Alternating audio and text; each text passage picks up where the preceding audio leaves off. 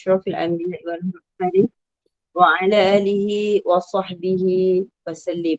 اللهم صل على سيدنا محمد وعلى آل محمد وعلى آله وصحبه أجمعين. ربنا آتنا من لدنك رحمة وهيئ لنا من أمرنا رشدا. ربنا لا تزغ قلوبنا بعد إذ هديتنا وهب لنا من لدنك رحمة إنك أنت الوهاب. أما بعد. Assalamualaikum warahmatullahi wabarakatuh. Salam sejahtera, salam ukhuwah pada yang berbahagia Al-Fadhil Ustaz dan semua sahabat pecinta ilmu Allah yang dirahmati dan dipilih Allah untuk duduk dalam majlis ilmu pada malam ini. Syukur Alhamdulillah kita masih lagi menjadi pilihan Allah. Kuliah maghrib kita malam ini adalah daripada saluran Google Meet Gemah Nur Iman yang dipimpin oleh Puan Hajah Rusniati binti Mansur dan ditadbir urus oleh seluruh ahli jawatankuasa Gemah Nur Iman, akan dipimpin oleh yang berbahagia Al-Fadhil Ustaz Dr. Ahmad Mushidi bin Mustafa dengan pengajian kita hari ini kitab Al-Minahu Al-Saniyah ala Wasiyah Al-Mutbudiyah. Bagi menambahkan keberkatan majlis, mohon izin Ustaz untuk memimpin bacaan umul kitab Al-Fatihah dan pahalanya kita hadiahkan pada baginda Rasulullah sallallahu alaihi wasallam, keluarganya dan para sahabatnya, para anbiya, para solehin, alim ulama, guru-guru kita, ibu bapa kita, keluarga kita dan semua para muslimin dan muslimat sama ada yang masih hidup ataupun telah kembali ke rahmatullah. Al-Fatihah. A'udzubillahi minasyaitonirrajim. Bismillahirrahmanirrahim. Alhamdulillahirabbil alamin, arrahmanir rahim, maliki yaumiddin. إياك نعبد وإياك نستعين اهدنا الصراط المستقيم صراط الذين أنعمت عليهم غير المغضوب عليهم ولا الضالين آمين. Amin amin ya rabbal alamin. Untuk meneruskan majlis, saya dengan penuh takzim menyerahkan majlis ini kepada Al-Fadhil Ustaz dengan segala hormatnya. Dipersilakan Ustaz.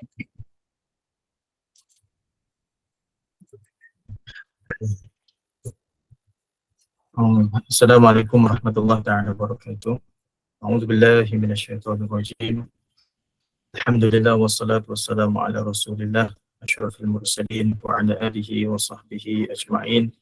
Allahumma salli ala sayyidina Muhammadin al-Fatih lima ughliqa wal khatim lima sabaq nasiril haqqi bil haqqi wal hadi ila siratikal mustaqim wa ala alihi haqqa qadrihi wa miqdarihi al-azim.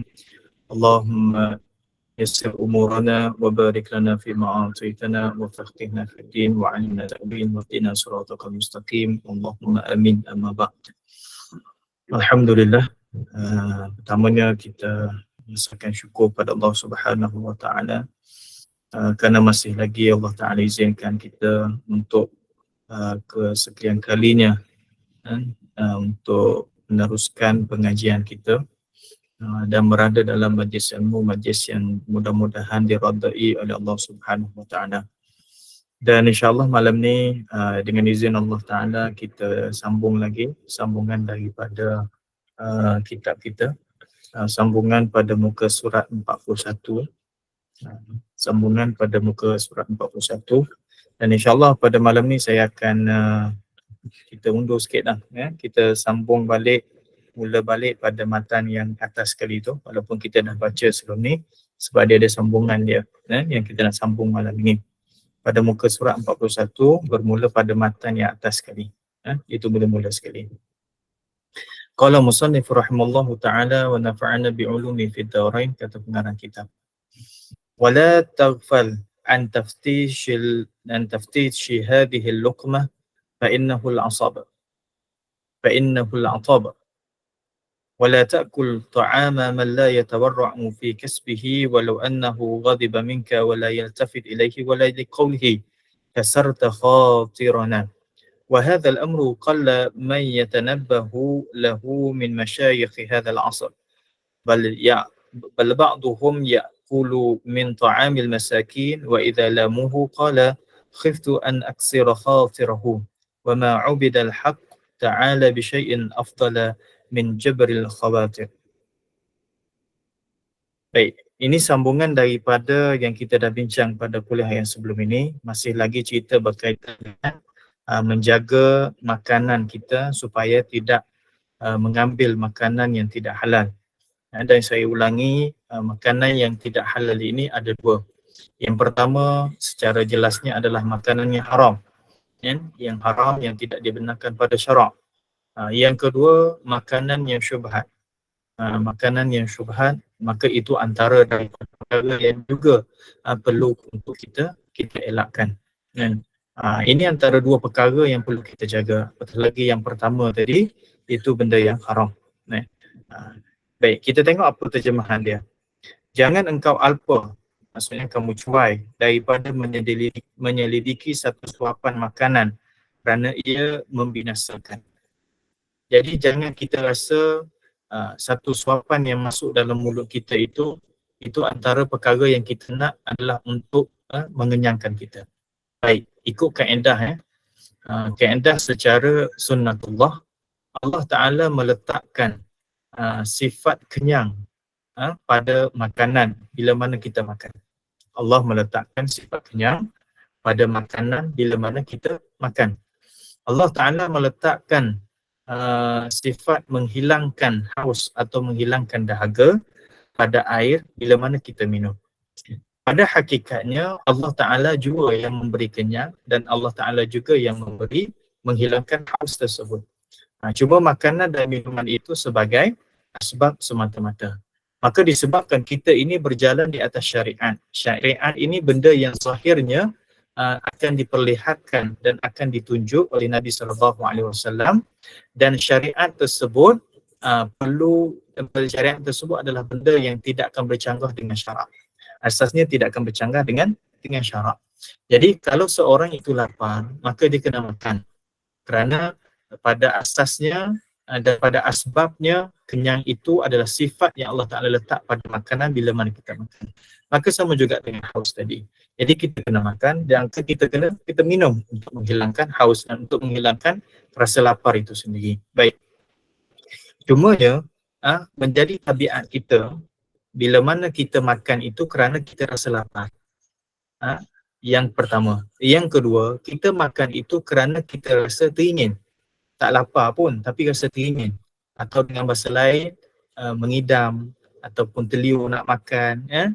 Kita kalau tak makan pun tak ada masalah, tapi disebabkan kita teringat kepada sesuatu makanan yang pernah kita makan, rasa lama lah tak makan benda tu, cuba ingat apa dia.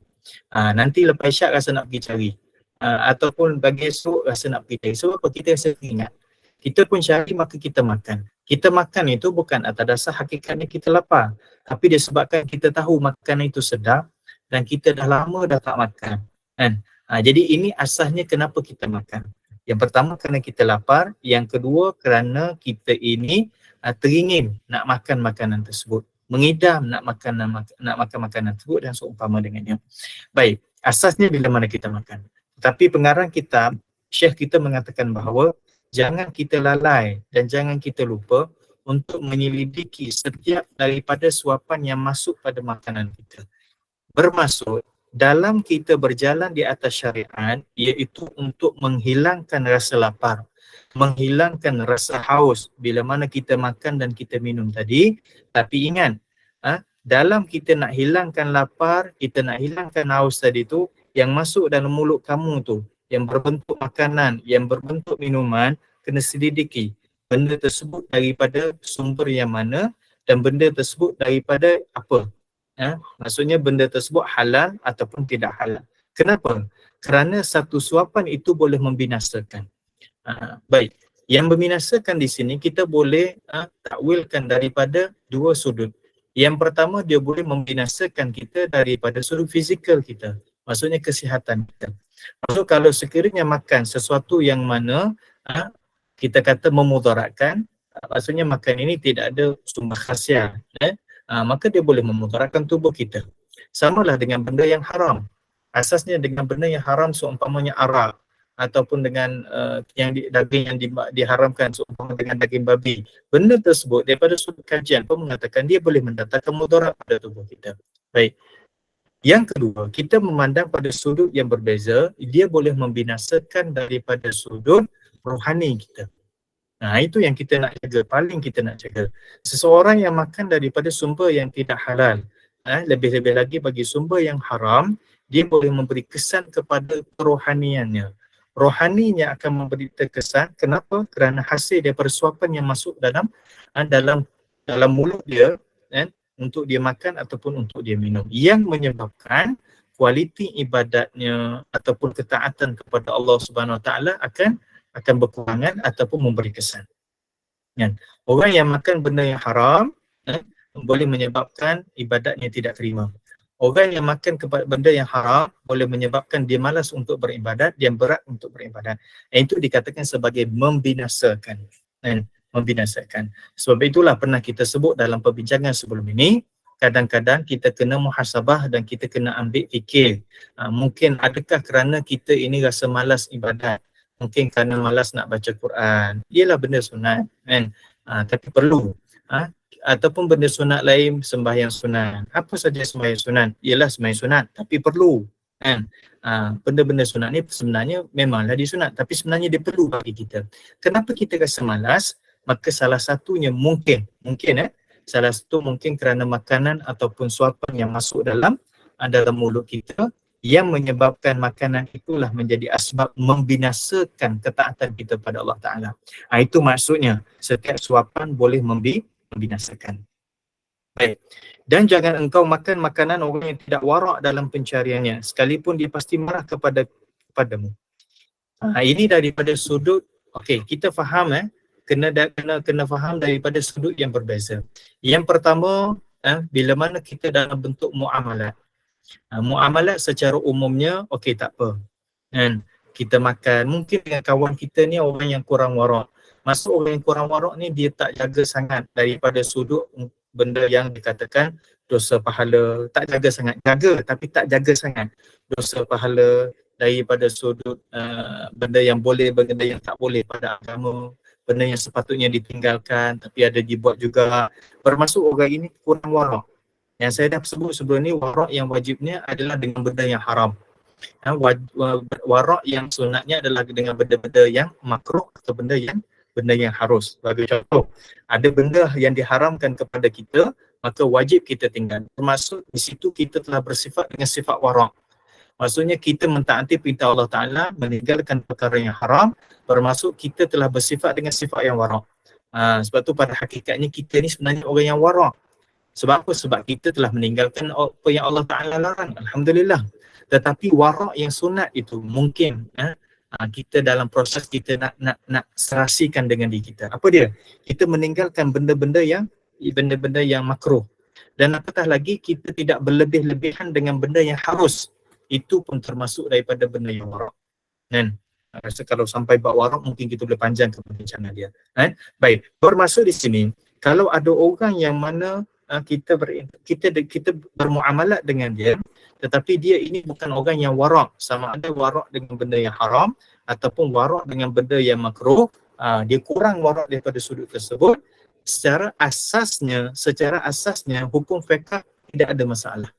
Saya bagi contoh. Orang ni dia tak warak daripada sudut yang haram tadi tu. Maksudnya dia melakukan perkara yang Allah Ta'ala larang. Maksud dia tak warak lah ketika itu. Apa dia? Contoh, dia peniaga tapi dia bukan aurat. Ini banyak isu timbul sekarang kena faham daripada sudut hukum fiqh dan kena faham daripada sudut hukum tasawuf ataupun hukum akhlak yang kita bincang malam ni. Hukum fiqhnya, kalau sekiranya orang tu tak Allah Ustaz Muhammad, dia tak tutup aurat dia, bahkan mungkin dia tak solat. Tak kira lah lelaki ke perempuan, dia peniaga. Kita buat jual beli dengan dia. Kita beli barang dengan dia. Apakah hukum fiqh kat situ? Hukum fiqh dia sebagai sah bila mana dia jual dan kita beli. Dia jual dan kita beli. Dia jual barang dia, kita bagi duit kita, maka sah. Tidak ada masalah. Apa hukum fiqh? Sah. Tidak ada masalah. Maka kalau kita makan makanan tersebut, apa hukum dia? Hukum dia adalah halal. Kenapa? Sebab kita beli dengan sumber yang halal. Nampak tak? Tetapi kita tambah satu lagi, iaitu hukum warak. Hukum warak maksudnya macam mana? Ini yang disebut oleh pengarang kitab. Jangan engkau makan makanan orang yang tidak warak dalam pencariannya. Sama ada orang itu yang menjual kepada kita, bolehnya kita elakkan. Kenapa? Satu sudut kita dah jaga hukum fiqh, tak ada masalah. Tapi sekarang kita nak jaga hukum warak ataupun hukum tasawuf. Yang nak ajar kepada kita supaya kita mengambil sesuatu yang untuk masukkan dalam perut kita daripada benda yang jelas bukan sekadar halal, tetapi ada unsur-unsur yang warak kat situ. Bila mana orang itu warak, maka dia akan masuk sesuatu benda yang baik dalam tubuhnya. Sebab itulah kadang-kadang kadang-kadang kalau tuan-tuan kita bergaul dengan orang yang ramai ni, kita akan jumpa orang yang pelbagai. Kan? Mungkin ada kalangan kita yang biasa jumpa dengan orang yang biasa je puasa. Kan? Kerja dia puasa je. Kan? Saya pernah jumpa dengan seorang ustaz lah, dan kita kata dia ni antara orang yang warak juga, alhamdulillah. Banyak puasa. Kan? Tapi kalau ada jemputan apa-apa pun hadir. Jemputan kenduri ke, jemputan makan, hadir. Tapi dia tak makan lah sebab dia puasa. Dawam tahu. Jadi tuan rumah rasa sebesar. Dia kata tak apa, tak ada masalah. Dia hanya memenuhi jemputan. Dia duduk, dia sembang dan sebagainya. Jumpa dengan tuan rumah, sembang-sembang kejap tu, lepas tu dia balik lah. Sebab apa? Sebab habis dah. Dia telah memenuhi jemputan. Baik. Kadang-kadang kita kata dia ni tak ambil hukum, kan sunat kita berbuka puasa, lagi pun puasa sunat. Baik. Itu hukum fiqh. Sekarang kita cuba tengok hukum warak ataupun hukum tasawuf tu sendiri. Mungkin di situ yang pertama dia nak jaga diri dia, maka kita hormatilah. Kita hormat. Sebagaimana kita hormat orang yang nak sembahyang sunat lepas daripada sembahyang isyak ataupun selepas daripada sembahyang maghrib. Kan? Kita tak nak sembahyang, jangan kata apa. Dia nak sembahyang, terserahlah pada dia. Sebab apa? Sebab itu dia nak untuk diri dia. Maka sama juga. Ada satu kedudukan orang ini, dia nak jaga, dia nak belajar. Dia nak belajar. Kita duduk pada kedudukan kita nak belajar. Dia nak belajar pada hukum warak itu sendiri. Hukum fiqh dah jaga, alhamdulillah. Dia tak kata orang tu salah. Tetapi dia nak jaga dia. Kan? Sebab tu tuan-tuan jangan tengok, oh ni orang yang tak, maaf dia, aku tahu ni dia tak semayang, tapi dia seorang peniaga. Kan? Tapi dia masak sedap. Kan? Tapi kita kenal dia tak semayang. Baik. Itu masalah dia dengan Allah Ta'ala. Maka hukum fiqhnya okey, tapi jangan kita kecam dia. Sekarang kalau tuan-tuan tak nak beli kepada dia, jangan kita kata oh ni dia tak semayang, kita sebar-sebar, tak boleh. Kan? Kita kena dakwah dengan cara baik, tetapi daripada sudut kita tak beli itu sebab apa? Sebab kita nak jaga kita. Nampak tak? Kita nak jaga kita. Ini tak silap.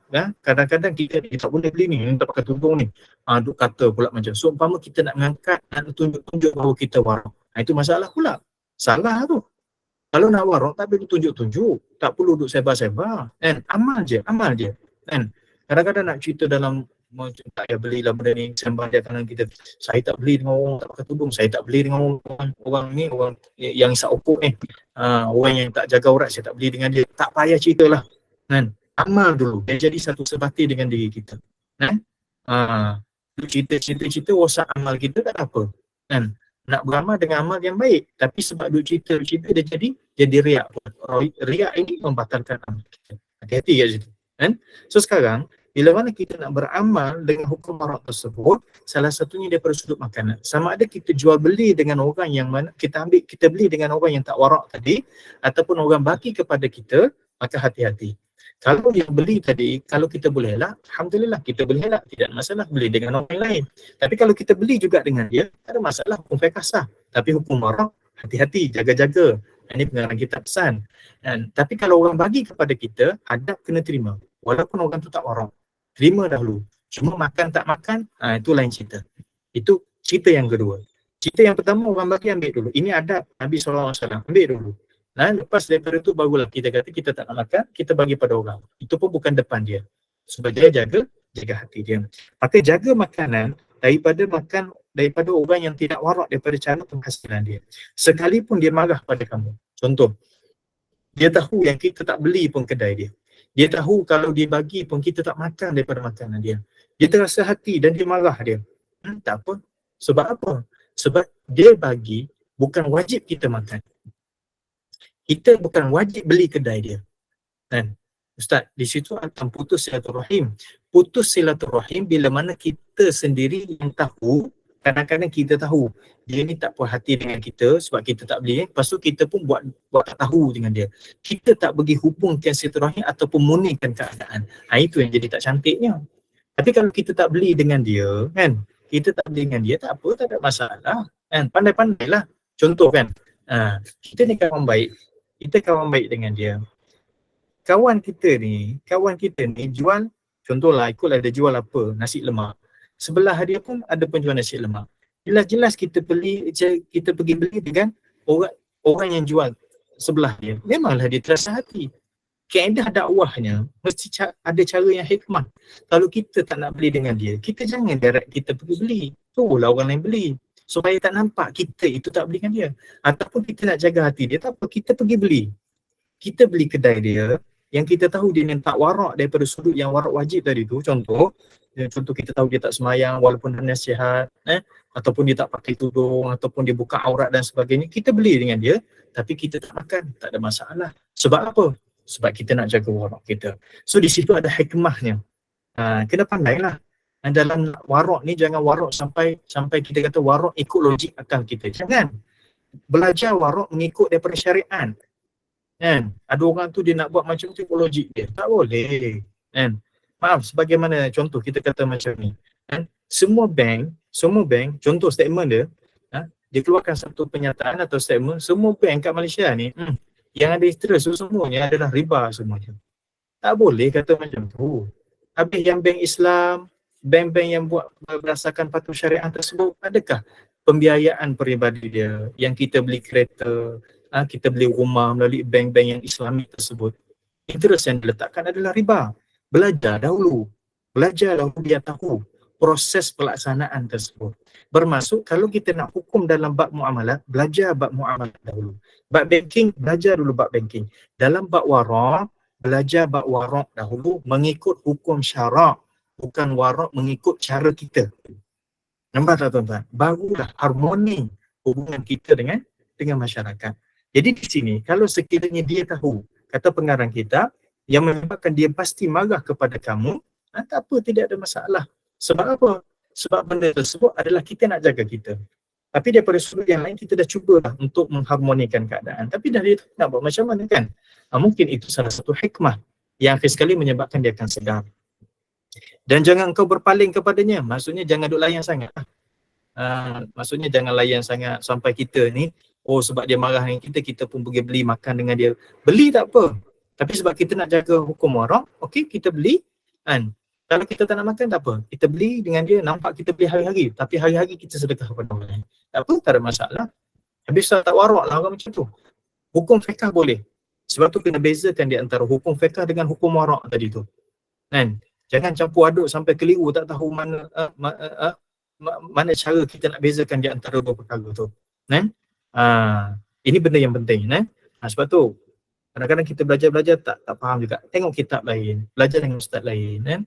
Baru kita akan dapat tahu, sebenarnya hukum syarak yang kata waraknya macam ni, cara nak buatnya macam ni, kan? Baik. Dan tidak juga kepada ucapannya. Engkau telah menghancurkan perasaan kami. Kalau dia kata engkau ni merosak, menyebabkan saya terasa hati lah. Sebab apa? Saya jual, awak tak beli. Kan? Sedangkan kita je nak baik. Kan? Mungkin salah kita, tapi sebabkan kalau benda tu dia dah tahu bocor, terasa hati pun, tak tahu nak buat macam mana. Kan? Tak berdosa kita. Kena faham. Kita tak berdosa. Sebab apa? Bila mana dia jual, nampak tak? Contoh. Saya ada jiran saya. Jiran saya adalah orang berniaga. Saya tak beli dengan dia. Adakah dikira sebagai saya berdosa? Cuba fikir daripada sudut hukum. Tak kan? Sebab bila mana orang itu berjual sesuatu benda, dia tak boleh paksa orang beli dengan dia. Hatta dia tak boleh paksa adik-beradik beli dengan dia. Maksud kalau adik-beradik yang beli juga, support dia, walaupun adik-beradik tu tak suka benda tersebut, tapi support, itu ada ihsan dia panggil. Kalau saya beli juga dengan jiran saya, walaupun mungkin saya tak, bagi saya, lidah saya, mungkin dia masak contoh nasi lemak tadi. Contoh maaf tak ada kaitan dengan siapa, sebenarnya sekadar contoh kan. Contoh jiran saya, dia jual nasi lemak, tapi saya beli juga. Atas dasar ihsan. Sebab apa? Sebab dia jiran aku. Saya fikirkan macam tu. Tapi daripada sudut lidah saya tak ada lagi nasi lemak saya rasa saya nak. Maksudnya ada lagi yang lebih sedap, contoh macam tu. Maksudnya kalau saya tak beli, saya tak berdosa. Nampak tak? Sebab tu kalau kita ni orang tak beli dengan kita, hatta jiran kita sendiri, adik-beradik kita sendiri, jangan kita putuskan satu rahim. Kita yang buat keputusan itu, kita yang berdosa, haram. Sebab apa? Sebab dia tak beli. Ingat, kita berniaga tu, kita nak wajibkan dia ke? Tak boleh. Tuan-tuan jual di pasar malam, tuan-tuan di pasar tani, pasar Ahad ke pasar Isnin ke, kan? Ada orang lalu depan kita tak beli, kita terasa hati, oh ni orang kampung aku ni, oh ni orang taman aku, tak beli pun. Kita marah kat dia. Tak boleh. Sebab apa? Sebab kita berniaga, pembeli itu ada hak nak beli atau tak nak beli. Dia nak beli, Alhamdulillah. Tak nak beli pun, Alhamdulillah. Ada customer lain pula. Maka kalaulah orang tersebut, dia cakap, menyebabkan, dia kata, aku terasa hati. Saya terasa hati. Sebab apa? Awak tak beli pun barang dengan saya. Ataupun awak tak makan pun makanan saya. Tak boleh. Saya bagi hadiah. Sebagai contoh, saya bagi hadiah kepada kawan saya. Kawan saya tak guna pun hadiah. Ataupun tak buka-buka dah. Sebulan kat situ. Saya tak boleh terasa hati. Kan? Maksudnya bila mana saya bagi hadiah, saya nak dia guna hadiah saya. Kena faham hukum fiqh. Saya bagi kat dia, sekarang hak saya ke hak dia? Hak dia kan? Samalah.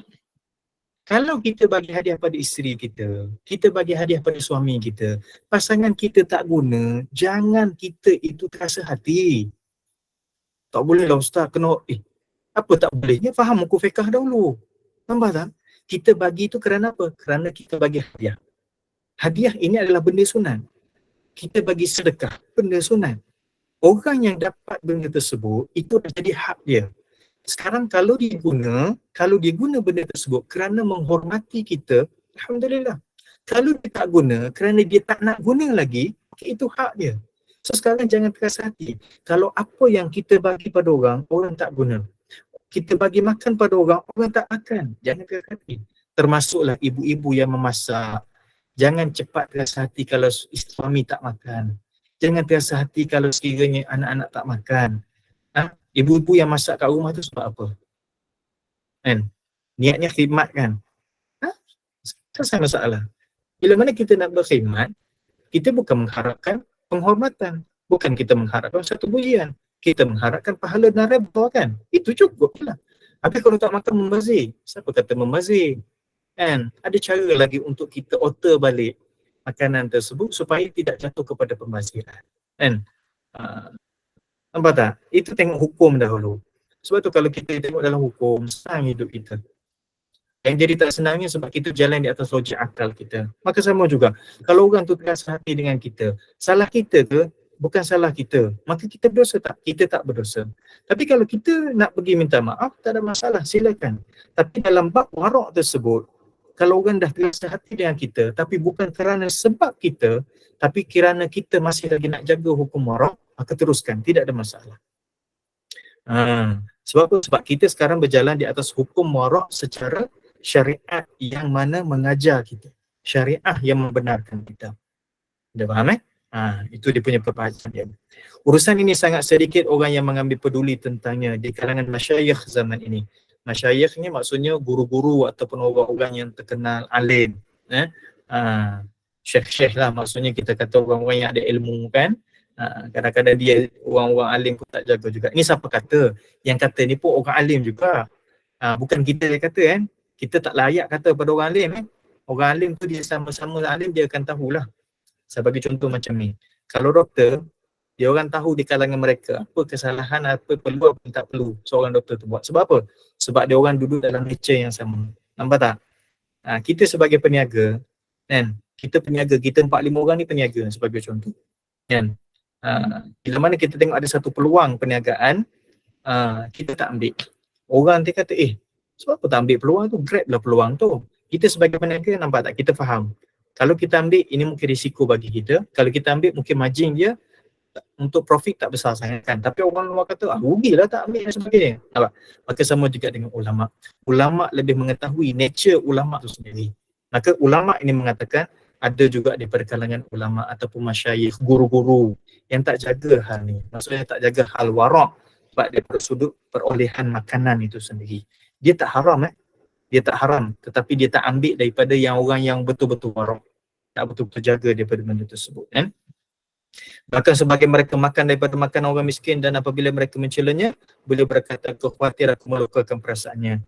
Dan tidak disembah Al-Haq Ta'ala, itu tidak sembah Allah Ta'ala dengan suatu yang lebih afdal daripada menjaga perasaan manusia kan. Bukan masalah makanan orang miskin ini sebagai contoh saja.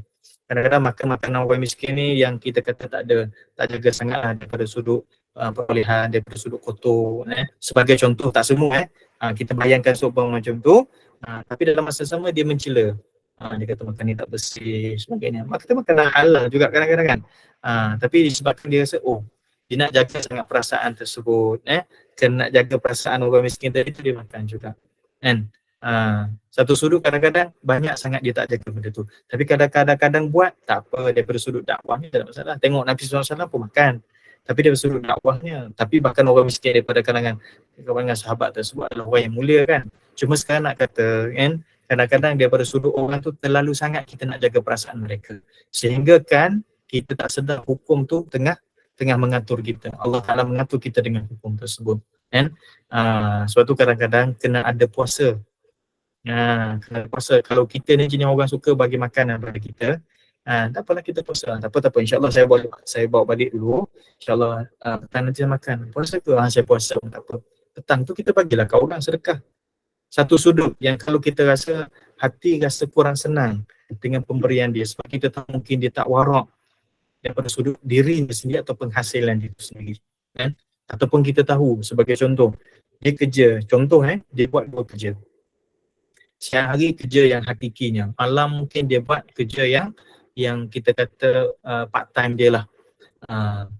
Jadi yang malam tu kita rasa tak cantik sikit lah dia punya cara dia buat se-income dia tu. Kita rasa macam agak tak cantik sedikit. So dia pun selalu bagi pada kita, tapi sebab kita tak tahu kan dia bagi dengan kita tu, dia beli dengan duit mana? Duit yang daripada side income tu, yang duit yang daripada yang kerja hakiki dia tu kan. So kat situ kita jaga sikit. Saya bagi contoh je, sebagai contoh. Ini situasi yang mungkin berlaku dalam dunia kita. Ataupun kita tahu jenis orang, ada orang tu yang bekerja mungkin office hour lah, mungkin 8 sampai 5 atau 9 sampai 6, yang mana dia tu adalah pekerja di bawah seorang majikan. Kalau dengan bahasa orang-orang sekarang ni, kalau orang bekerja dia panggil mengular kan, mengular. Dia kerja ni tak jaga sangat, banyak sangat benda-benda yang kita kata kerja tak buat, tapi gaji ambil je. Gaji ambil, kerja banyak tak siap, kerja banyak macam ni, kita rasa tak cantik daripada sudut kerja dia. Tapi kita tidak menuduh dia, memfitnah dia, kita pendam dan kita melihat benda tersebut. Kalau kita boleh nasihat, kita nasihat. Tapi bila mana dia bagi pada kita sesuatu, kita rasa macam ketika itu kita pertimbangkan dengan hukum fiqh, kita ambil dahulu. Tapi selepas tu kita mengurus dengan hukum warak. Nampak tak? Itu cara, barulah harmoni. Barulah harmoni cara kehidupan kita. Tapi kalau hukum fiqhnya silakan, dia benda dah jalan dah. Belajar untuk beramal dengan hukum warak pula. Wa hadha min jahli biqawaidil syariah.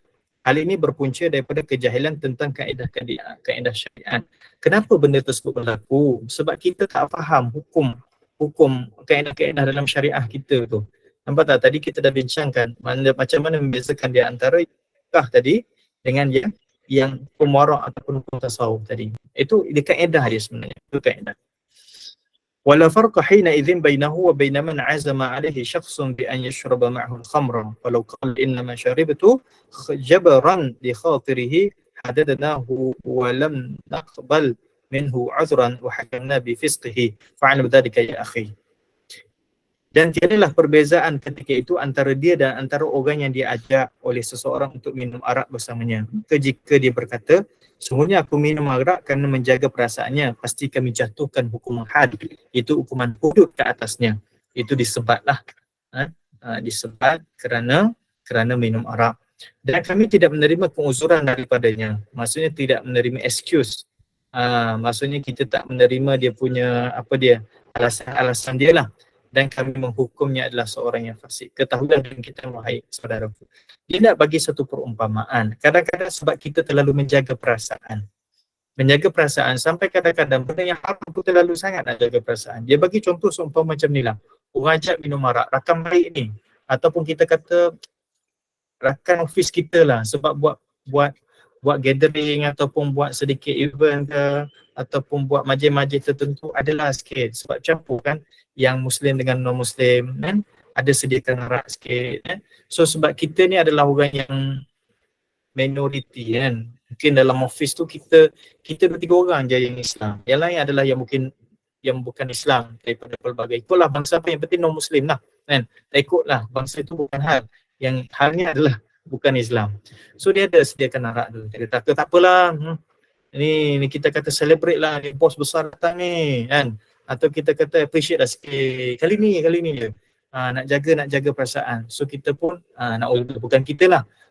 So si orang tadi tu, yang Islam tadi tu, okay, sebab nak jaga perasaan dia ambil minum je sikit. Cheers contohnya kan. Sedap jaga buat macam tu. Ini kalaulah dia berdalilkan kerana nak menjaga perasaan, dia kata pasti kami jatuhkan hukuman hudud. Maksudnya dia akan dijatuhkan hukuman hudud juga. Maksudnya hukuman kerana meminum arak tadi. Akan disebat juga sebenarnya satu sekali dengan mengikut daripada perbahasan ulama. Ada yang kata 60, ada yang kata 80 dan sebagainya. Kan? Dan kita tak terima dia punya keuzuran. Maksudnya dia punya alasan dia yang dikatakan sebab nak jaga kali ni je macam ni, lepas tu taubat dan sebagainya, minum sikit je, gelas kecil je kan, satu teguk je kan, tak ada, dia tak terima keuzuran tersebut dan dia akan dihukum sebagai orang yang fasik. Maksudnya apa je? Orang fasik ni adalah orang yang melakukan dosa besar. Kaedah kalau orang tu melakukan dosa besar sekali saja, dia dah jatuh kepada orang yang fasik. Ingat, sekali saja dia melakukan dosa besar, fasik terus. Contoh, dia minum seteguk saja arak. Na'udzubillah, dah jatuh pada fasik terus. Ingat. Tapi kalau dosa kecil, itu ada perbahasan di sisi para ulama. Dosa kecil ini, kalau dia buat 3 kali, yang pertama, yang kedua tu tak taubat. Dia buat juga, dia teruskan kali yang ketiga, maka pada masa tersebut dah jatuh pada fasik. Contoh, hari ini buka aurat. Esok buka aurat. Yang hari ni tak taubat, esok pun tak taubat. Lusa buka aurat juga. 3 kali berturut-turut, tanpa yang pertama, yang kedua itu dia bertaubat, yang ketiga itu terus dia jatuh pada fasik. Jatuh kepada fasik terus. Demikianlah. Yang pertama tu sekali saja buat dosa besar, jatuh pada fasik. Dosa kecil, dia buat 3 kali berturut-turut, masuk berturut-turut mungkin maksudnya yang pertama, yang kedua dia tak bertaubat lah kan. Jatuh pada fasik. Ataupun dia buat sekali dosa kecil tetapi dia biarkan dengan cara tidak bertaubat, minta ampun kepada Allah Ta'ala, maka dia pun dikekalkan, dikategorikan sebagai orang fasik. Ingat, dalam bab fasik ini mengikut fiqahnya, orang fasik ini kita tidak menerima penyaksian daripada dia. Itu masalah kan. Kita nampak kecil kan, tetapi hati-hati dalam bab hukum fiqah, bab orang fasik ni daripada sudut penyaksiannya tidak akan diterima. Dia menjadi saksi dalam bab ini. Kerana orang fasik tak boleh.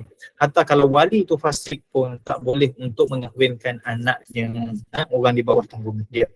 Jadi kalau orang tersebut semata-mata nak jaga perasaan, nak jaga hati orang, sehingga sanggup untuk melakukan perkara yang haram, walaupun sekali saja atau sedikit saja, dia tak kira sikit banyak, yang haram tetap haram, dosa besar tetap dosa besar, maka pada masa tersebut dia adalah orang yang fasik dan adalah dia melakukan benda yang haram, warak pun dah tak ada dah, melanggar hukum fiqh kan, seumpamanya tu. Sebab tu kalau dalam bab kita nak jaga hati orang, kita tengok hukum lah kan. Jangan kita ni terlalu apa kita kata, ialah terlalu nak jaga sangat sampaikan hukum itu tergadai.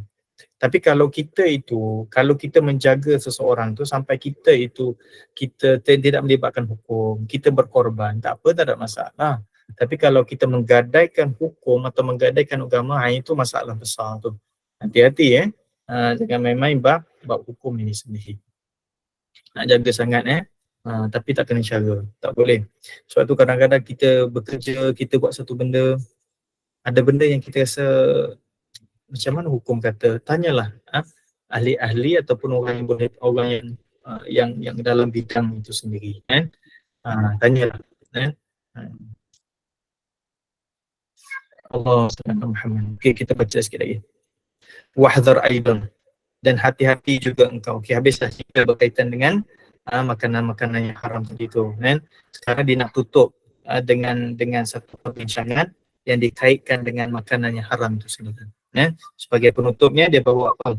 Wahdhar aidan minal haya'i tabi'i fa innahu ma'dudun min jumlatil kibri 'inda al-qaum. Dan hati-hatilah engkau juga daripada sifat malu secara tabiat. Kerana sesungguhnya ia dihitung daripada sejumlah sifat sombong di sisi kaum ini. Maksudnya kadang-kadang malu tak bertempat ini, kan? Setengah orang kata kita ni sombong. Ataupun malu yang kita kata malu tak kena cara. Kan? Maksud kadang-kadang ada tempat memang kita kena malu, ada tempat yang kadang-kadang kita tak perlu malu. Kan? Jadi bila mana kita tahu kedudukan nak guna sifat malu tu kat mana, kena tak dengan hukum hakam kita, maka alhamdulillah jalan lah. Tapi kalau bercara dengan hukum hakam, jangan apa yang dikatakan sebagai malu tabi'i ni, nanti kita tengok. Asyara ilaihi Sayyidi Umar bin Farid radhiyallahu ta'ala biqaulihi tamassak bi adyalil hawa wa khla'il haya wa khulla sabilan nasikina wa injulu. Kata Sayyidi Umar bin Al-Farid rahimallahu ta'ala, dia telah memberi syarat dengan syairnya, berpeganglah engkau dengan hujung hawa nafsu dan buanglah sifat malu, dan hampirilah jalan para pelaku ibadat sekalipun mereka sangat agung. Kan? Sekarang bila mana tengok kepada hawa nafsu kita, kadang-kadang hawa nafsu tersebut telah menyebabkan seseorang itu bersifat malu tak bertempat. Sekarang dia kata seumpama pegang hujung hawa nafsu. Bayangkan seumpama hawa nafsu tu seekor binatang. Bayangkan hawa nafsu itu seumpama seekor binatang yang berekor. Kan? Bila mana kita pegang hujung dia tu, kan? Seumpama pegang kepada hujung ekor dia tu, seumpama pegang tak pegang je. Maksudnya ada orang ni kadang-kadang dia ikut juga hawa nafsu dia kan. Tapi kalau pegang pun pegang sikit-sikit, jangan duk layan sangat. Dan buanglah sifat malu. Buang sifat malu.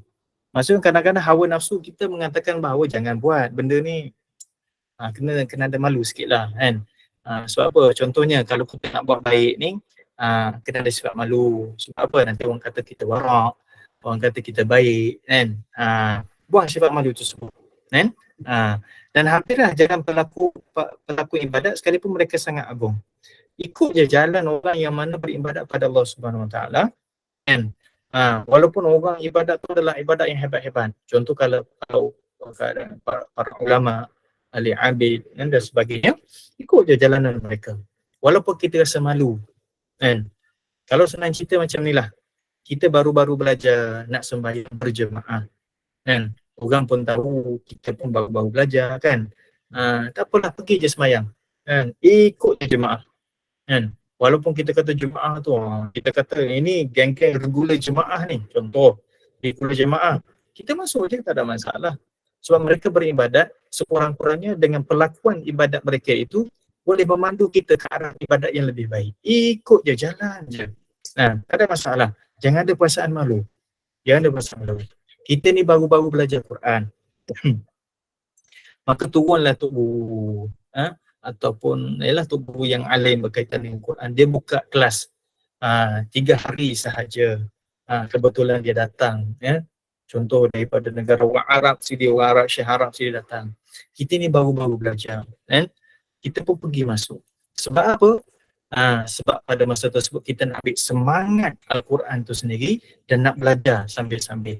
Dia suruh baca tak suruh baca lain cerita, tapi ikut je. Ikut je.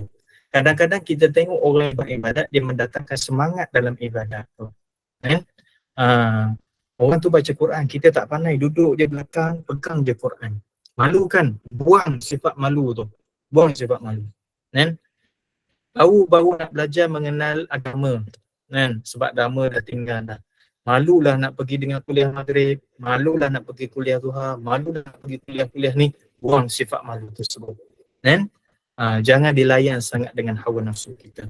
Itulah seumpama kata Sayyidi Umar Al-Farid. Baik.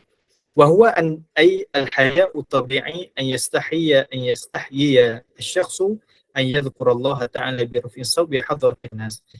Dan iaitu malu secara tabiat. Apa nak kata malu tabiat tadi dalam matan yang atas tadi tu?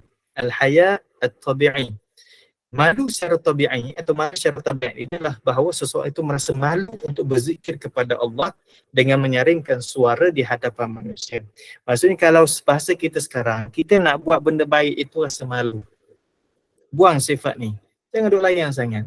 So umpama kita tadi nak warak kan. Warak bab makan tu. Jangan duk malu sangatlah. Kan? Nanti orang kata kita alim. Kita tak alim pun. Orang kata pun takkan alim. So umpama orang duk kata macam ni, kita kan jadi tu. Belum tentu. Tapi kita doa lah mudah-mudahan. Oh ni nak jadi alim ni, nak jadi baik ni. Kita doa amin, mudah-mudahan. Kita nak jadilah. Bila mana kita jadi alim, bermaksud kita jadi ada ilmu. Bila mana kita orang kata kita nak jadi baik, memang kita nak jadi baik. Sebab kita bukan baik. Kan? Siapa yang baik kat sini? Kan? Tak ada. Kalau kita kan kita mengaku kita baik kan? Tak ada. Takkan saya nak mengaku saya baik. Saya tahu saya jahat. Saya tahu dosa saya banyak mana. Kan? Orang kata baiklah dia. Kita doa amin. Mudah-mudahan ya Allah. Yang dia doakan baik tu betul-betul jadi baik aku. Kan? Kan? Kita jangan terasa sangat. Orang doa pada kita. Tak disindir. Sindir-sindir ni kan?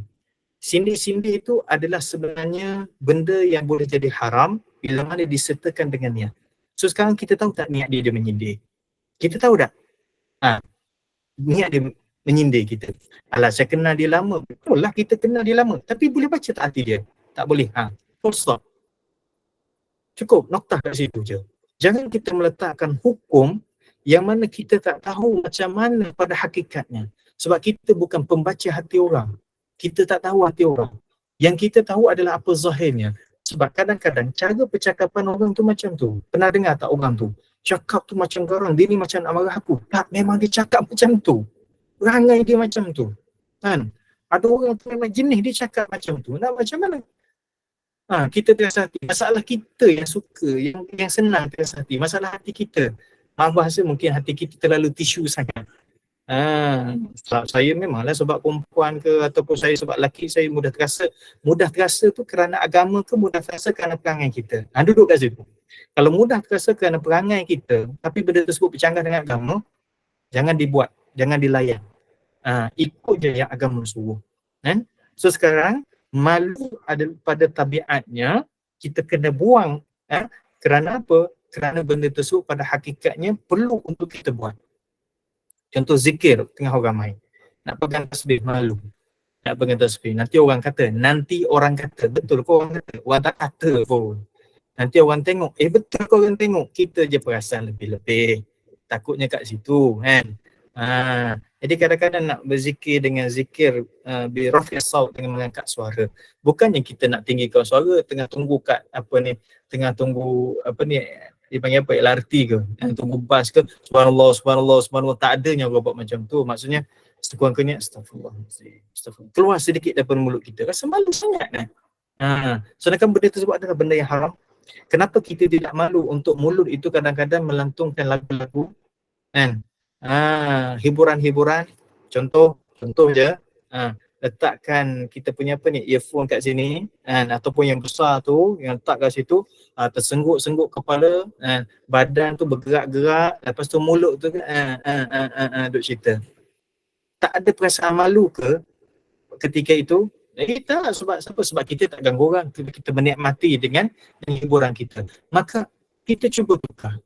Kalau macam tu pun orang boleh tak malu, sampai dia menyanyi, sampai orang sebelah pun rasa macam tak selesa sebab gerak-gerak, takkanlah kita ni dengan berzikir pada Allah Ta'ala yang confirm dapat pahala, malu lagi nak buat benda tersebut.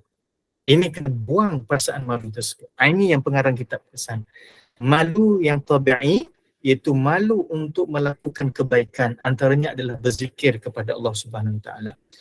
Nak pegang tasbih tu, nak pegang tasbih yang panjang-panjang tu malu. Nak pegang tasbih yang digital, yang kecil tu, yang tekan-tekan tu, malu. Apanya malu? Sedangkan dengan benda tersebutlah menyebabkan kita ini boleh berzikir yang kita dapat pahala. Kita ingat pada Allah SWT. Buang perasaan malu tersebut. Malulah Ustaz nak sembahyang jemaah, nanti orang kata macam saya tengah baru-baru belajar. Buang perasaan tersebut. Malulah saya tak pandai baca Quran. Malu itulah yang menyebabkan sampai bila kita tak tahu. Saya nak cerita satu pengalaman saya. Saya jumpa dengan seorang hamba Allah Ta'ala. Nak cerita malu ni kadang-kadang, ataupun kita ni tak layan sangat perasaan kita, ataupun layan sangat hawa nafsu kita. Sedangkan ada benda besar lagi yang kita akan dapat tu, kita tak nak berkorban. Contohnya yang malu tadilah. Okey, ceritanya macam ni. Semalam je berjumpa dengan seorang hamba Allah Ta'ala. Dia tu adalah tukang word lah. Tukang word. Orang lelaki tu, tukang word. Muda lagi, Alhamdulillah. Ya, sembang-sembang dengan dia. Dia kata adalah seorang pesakit yang datang jumpa dengan dia. Sakit. Sakit lah. Sakit tu yang slip disc tu kan. Slip disc tu memang sampai sakit, tak boleh gerak belakang dan sebagainya. So kita tanya, dia kata slip disc tu dia antara yang agak tak terlalu teruk tapi menghampiri kepada teruk. Tapi dia kata insya-Allah boleh rawat lagi dengan pengalaman dia, alhamdulillah banyaklah yang makin lama makin semua, tapi makan masa lah. Tapi dia kata nak sentuh sikit pun tak boleh. Kan? Maksudnya dia tak nak tahan langsung. Kan? Sebenarnya memanglah kita tak tahu setakat mana dia boleh tahan kan. Tapi kalau kita nak bantu dia memang tak boleh langsung. Sedangkan kalau dia tahan sikit lagi insya-Allah kita boleh untuk bantu dia. Kan? Seumpama kita lah. Saya bagi contoh kan. Bukan saya nak kata orang tu salah kan. Cuba buat satu analogi. Kita ni kalau kita tahan je malu kita untuk dapat ilmu. Tahan je malu kita untuk dapat redha Allah. Tahan je malu kita untuk dapat untuk jadi ahli ibadat. Maka kita akan dapat natijah yang baik. Sebagaimana orang tu tahan kan. Tahan insya-Allah dia akan dapat natijah yang baik. Sampaikan dia tu sanggup makan ubat, sampaikan Allah Ta'ala uji dia. Maaf kalau ada orang bidang kedoktoran, tak salah mungkin Allah Ta'ala uji dia sahaja kan. Sampai dia tak boleh, dia tak nak, dia hanya makan saja kan. Sedangkan ada rawatan tadi tu tak nak cuba langsung. Sebab apa? Tak nak tahan langsung kan. 6 bulan dia tak boleh makan. Makan muntah kan. 6 bulan Allah Ta'ala uji. Jelas sekali alhamdulillah dengan usaha-usaha barulah dia dapat, boleh nak kata sembuh sangat pun tak adalah. Tapi makan masa. Sama juga kita. Itu saya buat satu attempt untuk analogi lah. Kalau kita sakit, kadang-kadang kita tahan supaya kita dapat kesihatan. Kita pun sama juga. Sekarang kita sakit rohani. Kita sakit rohani sebab kita kurang ma'rifatullah. Kita kurang mengenal Allah. Kita kurang ibadat kita. Kurang ikhlas. Walaupun dah buat kurang ikhlas dan sebagainya, kita tahan je perasaan malu tersebut supaya apa benda yang lebih besar lagi yang kita akan dapat. Apa dia? Kita akan dapat redha Allah Subhanahu Wa Ta'ala. Baik. Panjang lagi. Akhir sekali yang bawah tu, wa aktsaru man yatruku dhalika bi hadratin nas ashabul anfasi kal qudha wal mubashirin wasyuyukh al arab wa nahwihim. Kebanyakan orang yang meninggalkan hal demikian di hadapan manusia adalah mempunyai nafsu seperti para qabil, mubashirin, syekh Arab dan seumpama mereka. Kononnya nak jaga kan, takut malu orang kata-kata macam ni, maka ditinggalkan benda tersebut sehingga akan menyebabkan dia tak dapat satu benda yang besar, iaitu redha Allah, apatah lagi tak dapat pahala dan sebagainya. Maka al-haya'u tabi'i ini jaga. Jadi kita relate atau kita kaitkan dengan apa yang kita sebut berkaitan dengan makanan yang halal tadi tu. Kadang-kadang kita rasa malu sangat nak warak dalam bab makanan kan. Warak je dalam bab makanan. Jangan malulah, jangan malu kan. Belajar. Tapi jaga jangan sampai memutuskan hubungan silaturahim. Kita buat dengan cara yang harmoni, insya-Allah. Dia ada banyak kaedah dia. Yang penting kita tahu cara dia dan inilah yang akan menyebabkan kita akan sampai pada darjat yang lebih baik.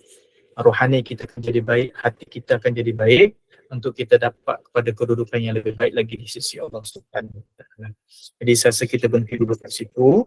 Ada lagi dua matan yang terakhir sebelum habis berkaitan dengan mengambil makanan yang halal, menjauhi buat makanan yang haram tersebut. Takut perbincangan yang akan jadi melarik panjang sangat. InsyaAllah ada ruang rezeki, peluang akan datang. Kita akan sambung lagi perbincangan. Mudah-mudahan ada manfaat dan mudah-mudahan kita boleh ambil iktibar dan mudah-mudahan kita berjalan itu selari dengan pandangan syariat. Jangan terlalu meletakkan akal di hadapan. Sehebat mana kita, sepandai mana kita, seintelek mana pun kita, sejenis mana pun kita, akal kita ini bukan memandu kita. Yang memandu kita adalah syariat kita. Iaitu daripada Quran dengan hadis ataupun agama, itulah yang memandu kita. Yang kadang-kadang kalau akal sendiri pun tidak mampu untuk mencapai, kerana akal ini tetap ada batasnya. Tetapi agamalah yang memandu kita, maka berjalanlah di atas syariat agama itu sendiri. Mudah-mudahan bermanfaat dan mudah-mudahan Allah Ta'ala kurniakan kekuatan kepada kita insya-Allah dalam menelusuri kebaikan-kebaikan, khususnya dalam mencari benda yang halal, makanan yang halal di sisi Allah Subhanahu Wa Taala insya-Allah. Wallahu a'lam. Assalamualaikum warahmatullahi wabarakatuh. Alhamdulillah Ustaz. Boleh tak kita buka soalan sikit Ustaz? Boleh? Ya, insya-Allah. Okey. Silakan. Silakan jika ada soalan untuk dimajukan kepada Ustaz. Ada yang siapa-siapa nak bertanya ke, mana yang tidak faham ke, nak minta lebih menjelaskan ke, silakan. Assalamualaikum warahmatullahi wabarakatuh, Ustaz. Assalamualaikum. Ustaz dengar ke? Ya, Ustaz dengar ke? ya, saya dengar. Saya ada satu pengalaman baru lagi. Saya nak cerita pengalaman saya. Boleh ke, Ustaz? Ya, silakan. Berkaitan dengan makanan lah.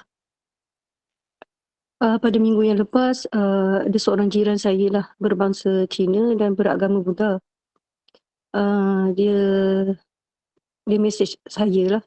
Kami baik lah sebenarnya, kami jiran yang berbaik-baik lah. Kalau pada maknanya hari raya dia ke, hari raya saya ke, makna hari kita ke, kita saling beri-memberi lah. Tapi dia pastikan bahawa makanan yang diberi tu adalah yang dibeli daripada luar dan halal lah. Sebab saya tengok makanan tu, contohnya macam buah limau ke, ataupun dia bagi saya coklat ke, tapi saya akan pastikan benda tu halal lah. Baru ni dia telah kerana kami ni sangat baik, jadi satu hari dia nak bagi saya mooncake. Jadi saya ni serba salah, sangat serba salah nak jawab mesej dia tu. Hampir lebih pada separuh hari saya memikirkan macam mana saya nak menjawab pada dia. Walaupun dia baik, tapi saya pun nak jaga sensitiviti agama, tapi saya pegang pada prinsip kita lah, maknanya macam Ustaz kata kena makan makanan benda yang halal. Jadi saya dibimbang sebab dia kata, saya pun tanya dia, saya mesej dia, lepas tu dia tak jawab, saya pun telefon, saya pun cakap dengan dia, kebetulan dia tengah drive. Tapi dia baik lah, sangat baik, orangnya sangat baik. Jadi saya tanya dia, mooncake tu siapa yang buat? Lepas tu dia kata, mooncake ni mak mertuanya buat. Lepas tu saya kata, sebab saya tahu rumah dia tak makan, ada makan benda yang tak halal lah, iaitu pork. Sebab saya tahu daripada pembantu rumah dia lah. Sebab saya kadang-kadang ada juga sembang dengan pembantu rumah dia yang orang Filipina, orang Indonesia tapi agama Kristian. Bila saya sembang tu, saya tahu dia makan pork lah. Sebab saya tahu ada sahabat saya yang Cina, agama Buddha, tapi dia tak makan pork. Langsung tak makan pork. Lepas tu saya pun cakap dengan dia, saya serba salah. Jadi saya pun cakap lah, saya kata kalau di rumah ada makan pork, sama ada bawa balik makan kat rumah atau masak di rumah, apa-apalah yang berkaitan dengan itu, yang berada dalam rumah, kami tak boleh nak makan apa yang dibuat daripada rumah ataupun tersimpan dalam rumah, takut dalam satu fridge tu lah. Lepas tu saya terangkan baik-baik lah. Saya kata kalau saya jumpa dia, saya akan terangkan lebih jelas. Saya kata saya takut dia salah faham.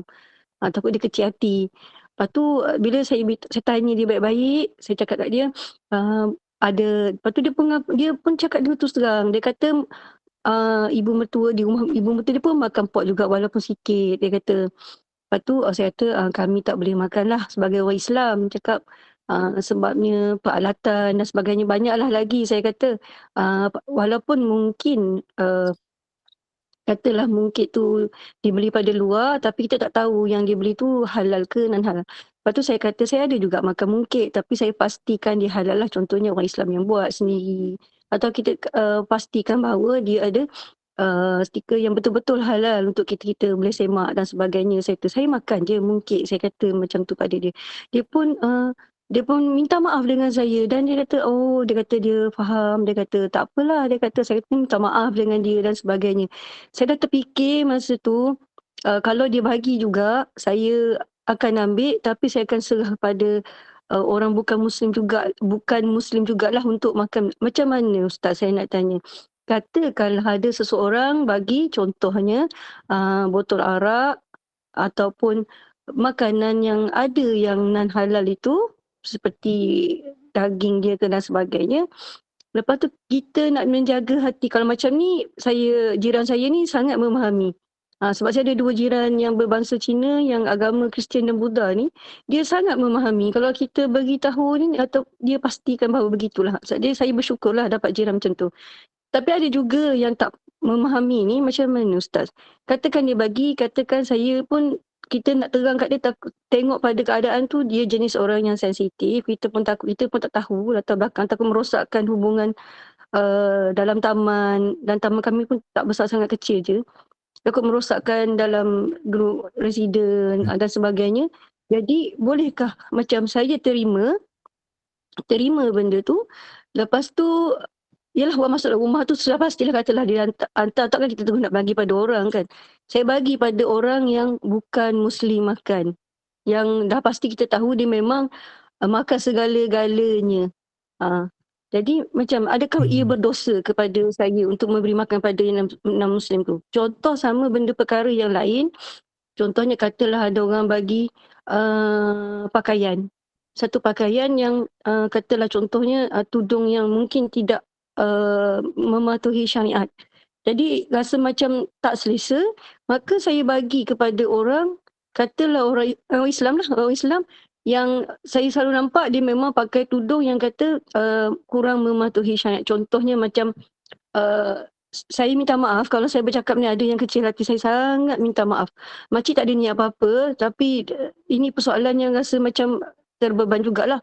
Jadi saya bagi pada seseorang yang kita nampak memang dia tidak menutup, maknanya memakai tudung yang tidak mematuhi syariat. Contohnya labuh sampai ke bawah dada, menutupi sebahagian dengannya sikit, tak mematuhi syariat itu. Dan saya bagi pada dia. Adakah saya berdosa? Ada masa saya rasa macam nak gunting-gunting je tudung yang dia bagi tu. Macam mana Ustaz? Macam mana tu Ustaz? Okey, baik. Saya nampak ada dua isu berbeza lah kat sini, saya ringkaskan. Yang tadi kalau kita ambil tu di atas dasar dakwah, tidak ada masalah. Sebab tu kena tengok, sebab tu saya jelaskan tadi ada dua isu. Isu yang pertama hukum fiqh, yang kedua hukum wara'. So kalau dengan yang bukan Islam tu dia ada dua kaedah. Yang pertama daripada sudut hukum fiqh tadi tu kita nak mengambil untuk atas dasar dakwah, maka dibenarkan sekiranya yang diberi itu pada zahir adalah benda yang halal. Tapi daripada sudut hikmah dakwahnya kita kena explain lah dengan cara yang sebaiknya ataupun yang berhikmah. So kena bagi tahu juga macam ni sebagaimana Puan bagi tahu tadi. So kalau hukum fiqh tidak ada masalah. Ya, tapi yang kedua daripada sudut kita memberi pula pada orang. Jadi kalau kita dah ambil tadi itu, kita dah explain, tak ada masalah.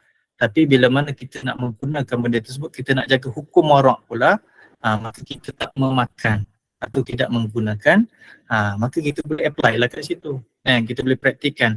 Maksud kita bagi kepada orang lain. Kita bagi pada orang lain sebagai hadiah daripada sudut makanan tadi. Tapi yang tudung tadi tak boleh.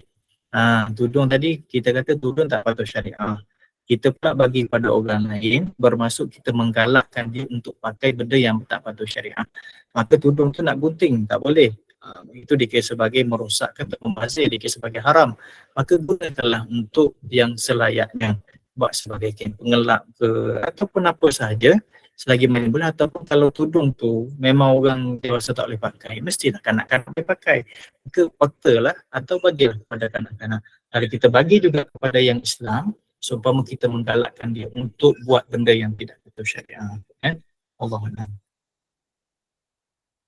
Kalau makcik bagi pada orang yang belum pernah pakai tudung, macam mana Ustaz? Sebab kalau kita tu nak bagi tudung yang labuh, takut dia tergamam. Maka macam rasa macam dia terpukul lah dengan, sebab kita tahu keadaan dia macam mana. Tapi kalau kita bagi tudung yang macam mana Ustaz? Awal-awal tu bolehlah untuk dia berjinak-jinak dengan menutup aurat. Tapi kalau nampak sangat yang tak patut syariah, sebaiknya tak payah bagi. Tak payah bagi. Nampak sangat terlalu singkat sangat, sebaiknya tak payah bagi. Bagi yang kita kata medium saja, bukan terlalu labuh, medium saja. Sekadar menutup dada pun cukup dah. Takut kita menggalakkan orang melakukan benda yang tak dibenarkan pada syarak.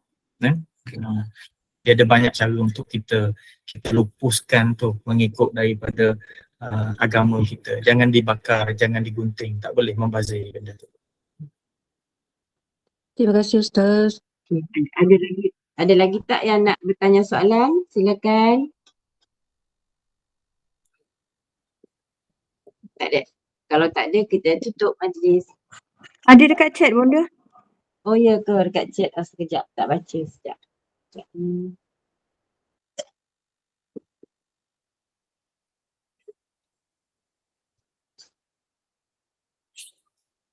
Oh, okey. Saya jawab yang ni lah. Ada dalam chat ni. Intan Oh banyak. Fazira. Saya jawab yang ni saja. Ada Intan saya Rafiza. test kat. Intan Rafiza ya Ustaz. Sila Kita jawab ni lah Ustaz. untuk akhirat. Okey. Urusan membeli makan minum dengan penjual yang tak beraurat dan yang tak jaga soal dekah akan terakhirnya. Baik. Sekarang itulah yang kita bincang tadi tu. Benda yang dikatakan hukum fiqh, hukum warak semua kait dengan iman. Asasnya bermula dengan hukum fiqh sebab kita nak jaga iman kita. Bila mana iman itu terjaga, kita nak solidkan dia lagi dengan kita jaga hukum warak. Kan? Terkait dengan iman. Tapi iman sebagai pasak hukum fiqh yang asas tu dah ada. Cuma bila mana kita nak cantikkan dia lagi, kita tambahkan lagi dengan hukum warak. Memang dia semua berkaitan dengan iman kita. Sebab tu bukan kita boykot dia punya makanan, bukan. Tapi kita menjaga kita. Kan nampak tak? Kita jaga kita. Kita jaga diri kita. Kita jaga iman kita. Bukan kita kata kita beli dengan orang yang tak jaga solat. Kita beli dengan orang yang tak jaga orang. Hukum jual beli tak sah. Tak. Tak ada kaitan benda tu. Itu dia dengan Allah Subhanahu Wa Taala. Kita hanya dakwah dia. Tapi kita nak jaga kita pada kita itu. Yang kedua, kita nak pujuk hati sebab dapat rakan asyik culas dan kerja kita sama je. Bila dah letih sikit kan. Baik. Masalah rakan yang culas kerja. Sebab tu dalam bab kerja ni, kalau kita kata kita ada 5 major skop kerja kita yang mana, maka kita buat kerja kita dahulu. Kan? Bila mana orang tu tak mampu, kita tolong dia. Ataupun kita menerima arahan daripada bos, maka kita buatlah pada masa tersebut. Kan? Maksudnya sekarang, bila mana kita buat atas dasar kita nak tolong dia. Sebab kalau dia tak buat, nanti bos marah. Kita kesian kat dia. Kita buat atas dasar apa? Atas dasar ihsan kan. Bila mana dah tak ihsan, sebab apa kita nak apa ni, kita nak bunyi sikit mulut kita tu. Sebab kita buat atas dasar ihsan. Tak layak sepatutnya. Sepatutnya kita kena kata macam tu. Kita buat atas dasar ihsan, kita nak tolong dia. Tapi kalau kita ini bos suruh, bermaksud bos itu dia ada hak untuk menyuruh. Kan? Sebab kita dibayar gaji oleh dia, maka kita buat. Kita, bos saya boleh buat tapi saya kena kerjakan, siapkan yang ni tu. Mungkin ini yang kita tangguh dahulu. Bagi tahu awal-awal. Sebab kita menerima daripada majikan kita, majikan yang kita bagi arahan pada kita, yang memang kita kena buat mengikut arahan dari majikan. Tapi kita kena explain betul-betul lah. So kita tak perlu kata lah. Sekarang dia yang culas tersebut, dia tanggung dengan rezeki yang dimakan itu, berkat atau tidak berkat, dan dia tanggung dengan Allah Subhanahu Wa Taala ataupun dengan majikan itu sendiri. Daripada sudut kalau kita laksanakan atas dasar ihsan, maka kita senyap. Kan? Mudah-mudahan dapat pahala. Kalau kita mengungkit, maka habis pahala kita. Kalau kita buat atas dasar bos suruh, maka gaji yang kita dapat itu berkat insya-Allah. Wallahu a'lam.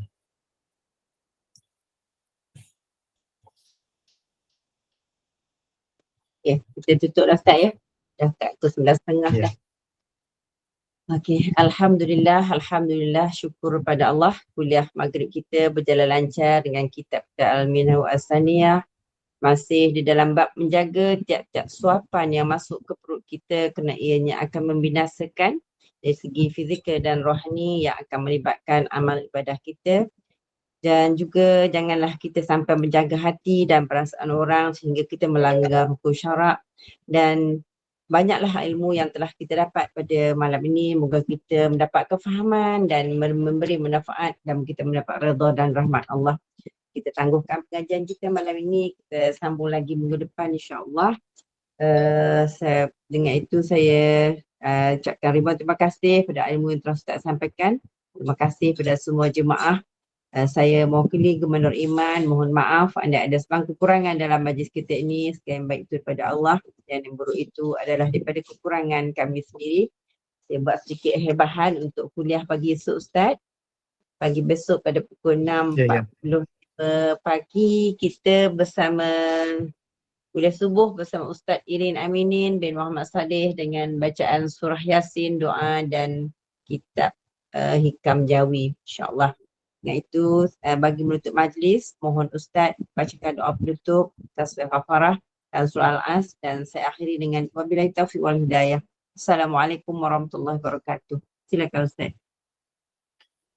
Subhanakallahumma bihamdika asyhadu an la ilaha illa anta astaghfiruka wa atubu ilaik. Bismillahirrahmanirrahim. Wal 'asri innal insana lafi khusr illa alladziina aamanu wa 'amilus solihati wa tawassaw bil haqqi wa tawassaw bis sabr. Bismillahirrahmanirrahim. Alhamdulillah wassalatu ala rasulillah wa alihi wasahbihi ajma'in. Allahumma fa'alna bima 'allamtana wa 'allimna ma yanfa'una wa zidna ilman nafi'a. Rabbana atina fid dunya hasanah wa fil akhirati hasanah wa qina adzabannar. Sallallahu alaihi wasallam Muhammad walhamdulillahi rabbil alamin. Assalamualaikum warahmatullahi wabarakatuh. Terima kasih semua.